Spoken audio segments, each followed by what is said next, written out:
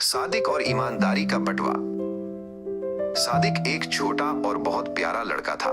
इसे अपनी गली में खेलना और नई नई चीजें ढूंढना बहुत पसंद था। एक दिन वो स्कूल से वापस आ रहा था। अचानक उसकी नजर जमीन पर पड़ी। वहां एक काला बटुआ पड़ा था। सादिक ने उसे उठाया।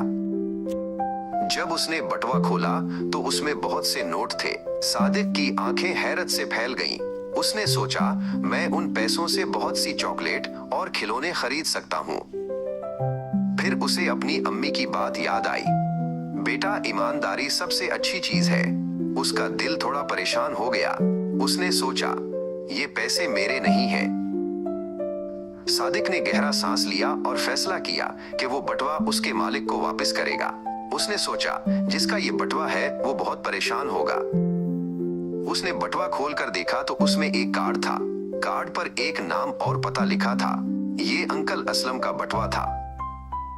सादिक इस पत्ते पर पहुंचा और एक बड़े दरवाजे पर दस्तक दी। थोड़ी देर बाद एक बुजुर्ग आदमी ने दरवाजा खोला। सादिक ने कहा, अंकल, मुझे आपका बटुआ मिला है। अंकल असलम ने अपना बटुआ देखा और बहुत खुश हुए। उनके चेहरे पर एक बड़ी मुस्कुराहट आ गई। अंकल असलम ने सादिक का शुक्रिया अदा किया और उसे इनाम के तौर पर कुछ पैसे दिए। तुम बहुत ईमानदार लड़के हो, उन्होंने कहा। सादिक बहुत खुश हुआ। सादिक ने घर आकर अपनी अम्मी को सारा किस्सा सुनाया। उसने सीखा कि ईमानदारी सबसे अच्छी पॉलिसी है। उसने बटुआ वापस करके जो खुशी महसूस की वो किसी भी खिलौने से ज्यादा कीमती थी।